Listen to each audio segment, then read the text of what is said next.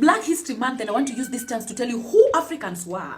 Most people think that Greece is the custodian of almost all important world philosophers because the Greeks are smart, but no. It is because all important Greek philosophers studied in Africa, took the knowledge to their countries, personalized it without giving credit. Aristotle, for instance, studied in Africa for over 20 years. He even admitted that Africa is the land of the wise. But do you know what he did when the colonial invasion set in? He used that opportunity to ransack all the leading universities in Africa, stole all the books, and went to start his own academy in Athens. Pythagoras did not invent the Pythagoras theorem. He studied it in Africa for 22 years. Hippocrates studied medicine in Africa for years. Thales, Solon, Plato, Eudoxus, all these great philosophers were students in Africa. So as a Black history student, next time they teach you about Harvard being the best university in medicine, followed by Oxford, Stanford, Cambridge, ask them, what about the House of Life University in Africa that pioneered almost all philosophies used in medicine today? When they teach you about Christopher Columbus discovering America, ask them, where were the indigenous people? When they teach you about Thomas Edison inventing the light bulb,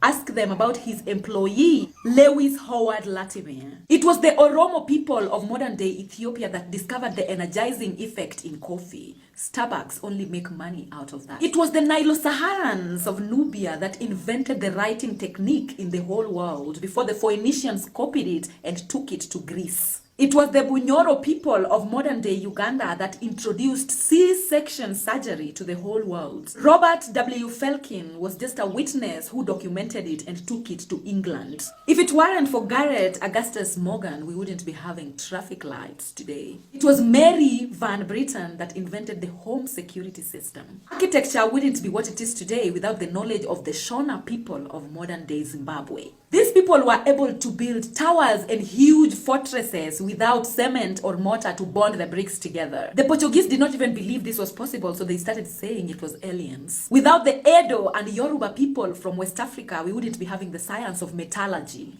It was the Ishango bone of modern-day Congo that introduced mathematics to the world. This bone was used as the lunar calendar to predict drought and weather. This bone was also the mathematical table that was used during trade in Africa. But when this Belgian man saw the Ishango bone, they took it to the Royal Institute for National Scientists in Belgium, and today the bone can only be viewed under special arrangements by the Belgian government. Most people thought that the Africans who were taken into slavery were just basic cotton pickers, but no.